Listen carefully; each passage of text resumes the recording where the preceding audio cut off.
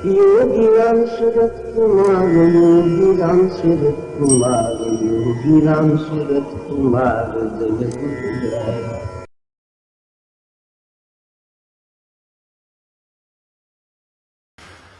மறுபடியும் ஒரு புதிய நாள். இந்த நாள் வெறும் வாளாய் நம்முடைய வாழ்க்கையில் ஒரு நாளை துண்டிக்கும் வாளாக இருக்குமா அல்லது திருநாளாக இருக்குமா என்பதை நாம் சிந்தித்து முடிந்த அளவிற்கு இதை திருநாளாக்க பார்க்க வேண்டும். இல்லை என்றால் வெறும் நாளாக அது வாளாக இருந்து வாழ்வில் ஒரு நாளை விட்டுவிடும். அவ்வளவுதான். 24 மணி நேரங்கள் வாழ்வின் பயன் இறைவனை நினைத்து கொண்டிருப்பதுதான் என்று நம்முடைய பகவான் திரும்ப திரும்ப 1000 முறை சொல்லியிருக்கிறார். அவருடைய நாமத்தை நாம் சொல்லிக் கொண்டிருப்போம். இன்றைய நாம சங்கீர்த்தனத்தை நாம தாமரைகளாக அவரிடம் சமர்ப்பித்து விட்டோம். அதேபோல் கையில் விழும் வேலைகளை எல்லாம் சுவாமி உங்களுக்கு அர்ப்பணம், உங்களுக்கு அர்ப்பணம், உங்களுக்கு அர்ப்பணம் என்று சொல்லிக்கொண்டே செய்வோம். அது ஒவ்வொன்றும் சேவா தாமரையாக மலர்ந்து அவருடைய பாதங்களில் போய் விழும். இதை தவிர ஒரு பெரும் பயன் வாழ்க்கைக்கு ஏது? இன்றைய பிரார்த்தனை முக்கியமாக கடுமையாக நம்மை தாக்கிக் கொண்டிருக்கும் இந்த வெப்பம் அடங்கி வேண்டிய அளவிற்கு எங்கும் மழை பொழிந்து சுபிக்ஷமாக இருக்க வேண்டும், வியாதியின்றி இருக்க வேண்டும், நல்ல சிந்தனைகளோடு இருக்க வேண்டும், நாமத்தோடு இருக்க வேண்டும். தினம் தினம் நம்முடைய ஆசிரமத்தில் ஒரே 2 உபனிஷத், அதாவது 2-3 வரிகள் புருஷ சுத்தம் என்று நினைக்கிறேன். யக்ஞேன யக்ஞம் அயஜந்த தேவாः தானி தர்மாணி பிரதமானி ஆசன் தேகநாக்கம் மகிமான சச்சந்தே யத்யபூர்வே சாத்தியா சந்தி தேவாः.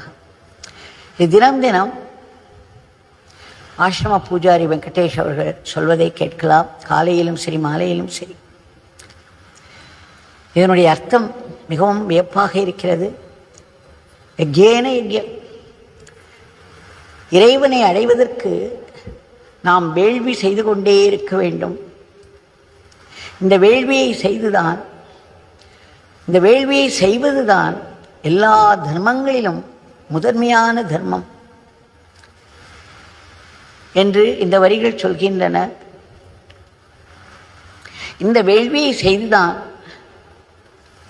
தேவர்கள் எல்லோரும் அந்த மேலான நிலையை, தேவர்களோ ரிஷிகளோ அந்த மேல் நிலையை அடைந்தார்கள்.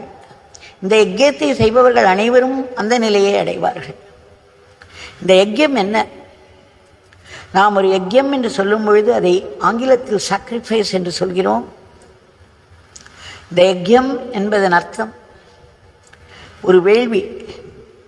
அக்னியை கூட்டி அக்னி தேவனை வேண்டி நாம் ஆகுதிகளாக பலவற்றை சமர்ப்பிக்கிறோம். இதனால் மகிழ்ந்து போகும் தேவர்கள் நமக்கு வேண்டிய சுபிக்ஷத்தை தருகிறார்கள், மழையை தருகிறார்கள். பொய்க்காது மாறி பெய்கிறது, நமக்கு காற்று கிடைக்கிறது. ஒவ்வொன்றும் நாம் வாழ்வதற்குரிய அத்தனை வசதிகளும் நமக்கு தேவர்கள் செய்து தருவார்கள். தேவர்களை நாம் திருப்திப்படுத்துகிறோம். இந்த யஜ்யம் என்பது, ஆனால் இது ஒன்று மட்டும் யஜ்யம் அல்ல. இந்த வாழ்க்கை, இந்த பிரபஞ்சம் முழுவதும் இந்த யஜ்யத்தை ஒவ்வொரு உயிரும் செய்து வருவதை பார்க்கலாம். அதாவது இந்த யஜ்யம் என்ற சொல்லுக்கு தியாகம் என்று பொருள். எதை நாம் எடுத்துக்கொண்டாலும் ஏதோ ஒன்றை நாம் திருப்பி தர வேண்டும். கல்வியை பெற்றுக்கொண்டோமானால் அதை மற்றவருக்கு வழங்க வேண்டும். உணவை பூமியிலிருந்து பெற்றுக்கொள்கிறோம், பிறகு நாம் உணவை வழங்க வேண்டும். எதை எடுத்தாலும் எதை எடுத்துக்கொண்டாலும் நாம் அதை திருப்பி கொடுத்து கொண்டே இருக்க வேண்டும். இந்த திருப்பி கொடுக்கிறோம் அல்லவா, அதுதான் யஜ்யம். எடுத்து வாங்கலும் கொடுத்தலும். இயற்கையிலிருந்து நீங்கள் தெய்வம் என்று நம்ப வேண்டாம். இயற்கை என்று வைத்துக் கொண்டாலும் இயற்கையிலிருந்து நமக்கு தாகத்துக்கு தண்ணீர் கிடைக்கிறது, சாப்பிட உணவு கிடைக்கிறது, மூச்சு விட காற்று கிடைக்கிறது, உணவை நன்கு சமைப்பதற்கும் வேறு விஷயங்களுக்கும் நமக்கு அக்னி கிடைக்கிறது, நாம் இருப்பதற்கு ஸ்பேஸ் இருக்கிறது. இவையெல்லாம் நாம் பிரபஞ்சத்திலிருந்து எடுத்துக்கொள்கிறோம். ஆக இந்த பிரபஞ்சத்தில் நாம் எடுத்துக்கொள்வதற்கு நாம் என்ன இந்த பிரபஞ்சத்திற்கு திருப்பி தர முடியும்? இந்த திருப்பி தருவதுதான் தியாகம். நாம் கேட்கிறோம் அல்லவா, ஒரு அறிஞரை அடிக்கடி கோட் செய்கிறோம், நாடு உனக்கு என்ன செய்தது என்று எண்ணாதே, நீ நாட்டுக்கு என்ன செய்தாய் என்று நினைத்துப்பார். நாம் சமூகத்துக்கு என்ன செய்கிறோம்? சமூகத்திலிருந்து எவ்வளவோ எடுத்துக்கொள்கிறோம், கொள்ளை கூட அடிக்கிறோம். நாம் என்ன திருப்பி கொடுக்கிறோம்? ஆக இதைத்தான் ஆகுதி. இந்த பிரபஞ்சம் என்ற வேள்வியில் நாம் கொடுக்கக்கூடிய இந்த ஆகுதி என்பது நம்மிடம் எது அதிகம் இருக்கிறதோ, எதை நம்மால் தர முடியுமோ அதை தந்து கொண்டே இருப்பது. ஏதேனும் ஒரு வகையில் இந்த உலகத்துக்கு நாம் பயன்பட்டு கொண்டே இருப்பது, தந்து கொண்டே இருப்பது. இந்த வேள்வியானது இந்த பிரபஞ்சத்தில் கொடுக்கலும் வாங்கலுமாக இருக்கிறது. இதை நாம் தினம் தினம் நம்முடைய பகவானுடைய சமாதி ஷைனல் இதை அர்ச்சகர்கள் சொல்லி வருகிறார்கள். இதற்கு எவ்வளவு தூரம் அர்த்தம் அவர்களுக்கு தெரியும் என்பது தெரியாது. ஆயினும் இது ஒரு அருமையான ஸ்லோகம். அதனால்தான் இதை எடுத்து சொல்கிறார்கள் போலும் என்று நான் நினைத்துக் கொள்வேன். ஆக நம்ம இந்த வாழ்க்கையை, நமக்கு கொடுத்திருக்கும் வாழ்க்கையை நாம் ஒரு வேள்வியாக நடத்த வேண்டும். இந்த வேள்வியில் நம்முடைய பெஸ்ட் என்னவோ, நம்முடைய வாழ்வில் சிறந்ததாக நமக்கு பகவான் அளித்திருக்கும் ஆசீர்வாதம் என்னவோ அதை மற்றவர்களோடு பகிர்ந்து கொள்ளுதல், மற்றவர்களுக்கு எடுத்துச் சொல்லுதல், உணவு அதிகம் இருந்தால் அந்த உணவை வழங்கிக் கொண்டே இருத்தல். எத்தனை அன்னதானம் செய்ய முடியுமோ அத்தனை அன்னதானம் செய்து கொண்டிருத்தல். நாமத்தை சொன்னால், ஒரு நாமம் சொன்னால் கூட அது இந்த உலகத்திற்கே நன்மை செய்யும் என்று பகவான் எத்தனை முறை சொல்லியிருக்கிறார். எந்த ஒரு இறைவனுடைய நாமத்தை நாம் சொன்னாலும் அந்த இறை நாமத்தினுடைய அதிர்வலைகள் இந்த உலகத்தையே ஆட்கொள்ளும். ஆக நாமம் சொல்லிக் கொண்டிருத்தல் ஒரு விதமான வேள்வி. நாமத்தை சொல்லும் பொழுது எனக்கு இது வேண்டும் அது வேண்டும் என்று நாம் சொன்னாலும் அதோடு சிறிது நேரம் இந்த உலகத்திற்கு துன்பப்படும் ஜீவன்களுக்கும் சரி, தேவைகள் கூட இல்லாமல் கஷ்டப்பட்டு கொண்டிருக்கும் ஜீவர்களுக்கும் சரி, ஏதேதோ விதங்களில் உயிர்களுக்கு நாம் சேவை செய்து கொண்டிருக்க வேண்டும்.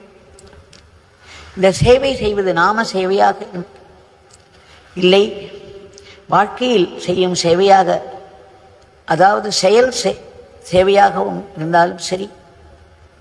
இவையெல்லாம் ஆகுதிகள். இந்த பிரபஞ்ச வேள்வியில் நாம் கொடுக்கும் ஆகுதிகள். அதற்கு தகுந்தாற்போல் நமக்கு இறைவன் திரும்ப வழங்குவார். அதை நாம் திரும்ப வழங்கி கொண்டே இருக்க வேண்டும். இந்த கொடுக்கலும் வாங்கலும் தான் இந்த வாழ்க்கை என்ற இந்த வாழ்க்கை வேள்வி, யஜ்யம். இந்த யஜ்யத்தை நாம் செய்து வந்தோமானால் யஜ்யேன யஜ்யம், யஜ்யத்தினால் யஜ்ய புருஷனை அடையலாம். யஜ்யம் என்பது இறைவன், அந்த யஜ்யம் என்பதும் இந்த பிரபஞ்ச வேள்வி.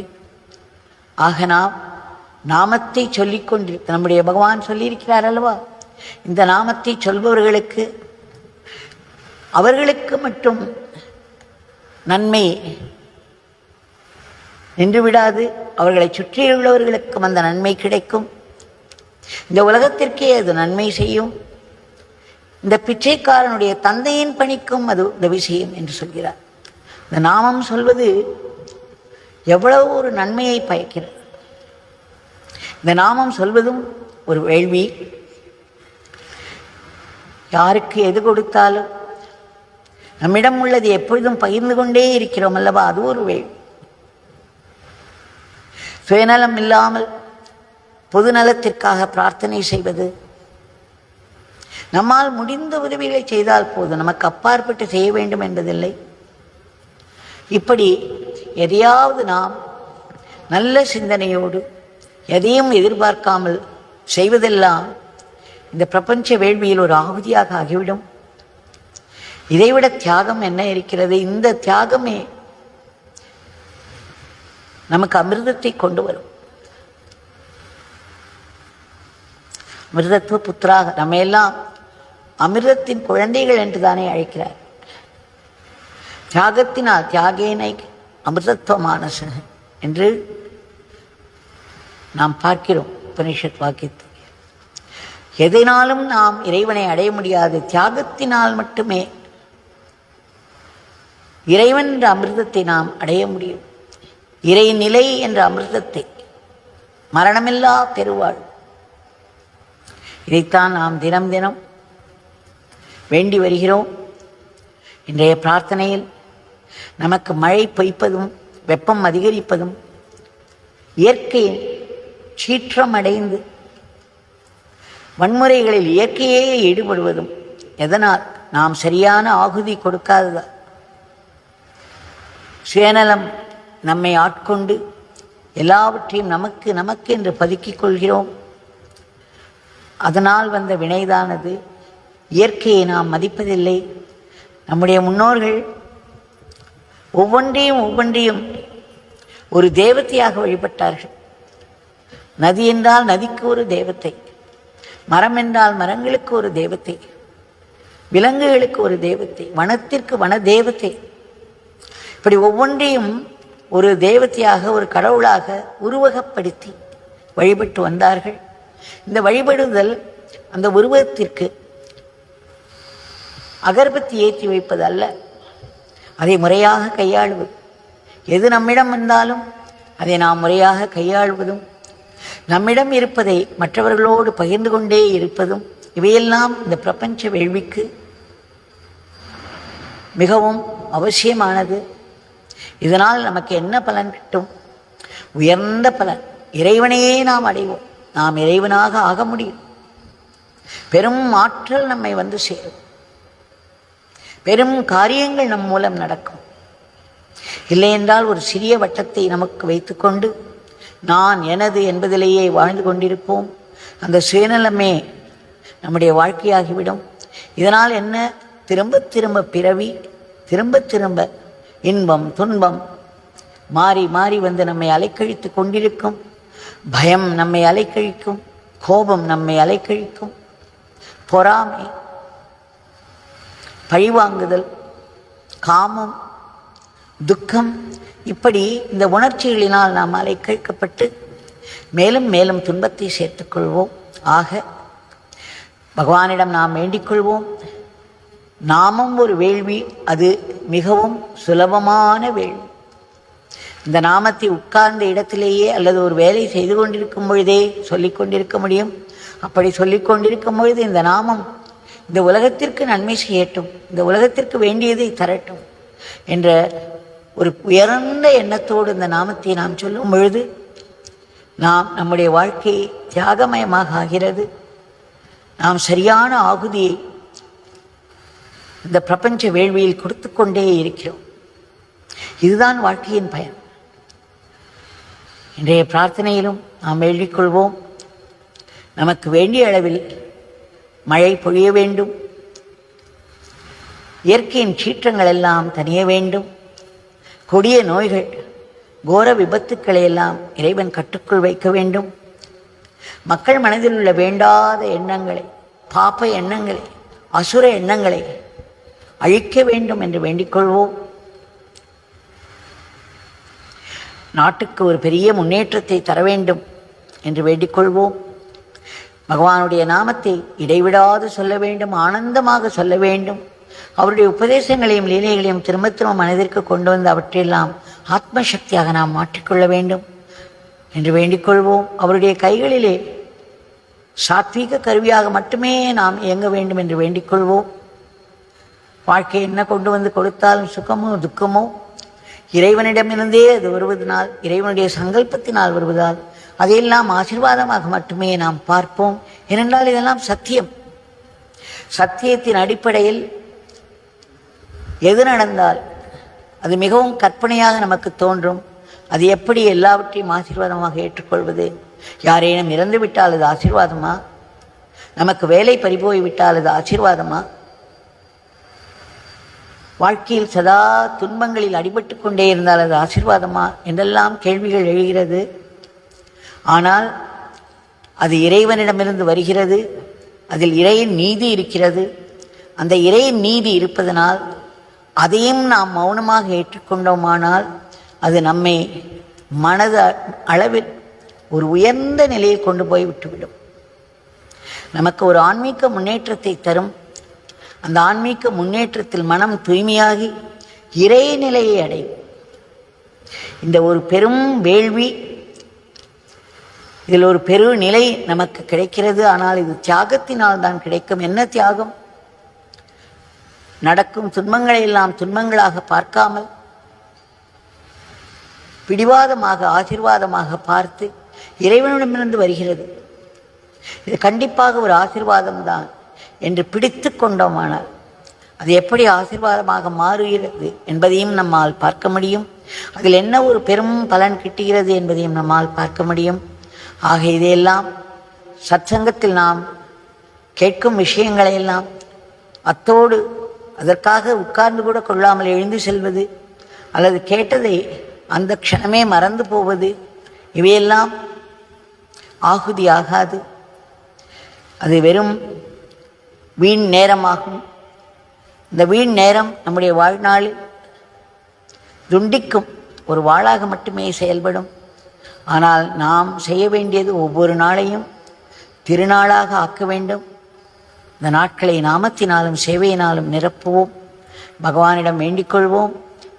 இந்த கொடிய பிறப்பு இறப்பு சுழலிலிருந்து நாங்கள் முற்றிலும் விடுபட வேண்டும். இதற்கு அடிப்படையாக இருக்கக்கூடிய அகம்பாவம் என்ற சுயநலத்தை தாங்கள் வேறறுத்து ஆத்ம பாவம் என்ற ஆன்மீகத்தை எங்களிடம் முன்னேற்றி மரணமில்லா பெருவாழ்வு எல்லோருக்கும் தந்தருள வேண்டும் என்று ஆத்மாத்மாய் மீண்டும் மீண்டும் வேண்டிக் கொள்வோம். வேண்டிக் கொண்டிருப்போம், வேண்டிக் கொண்டே இருப்போம். ஜெய் ரவிராம் சரத்குமார்.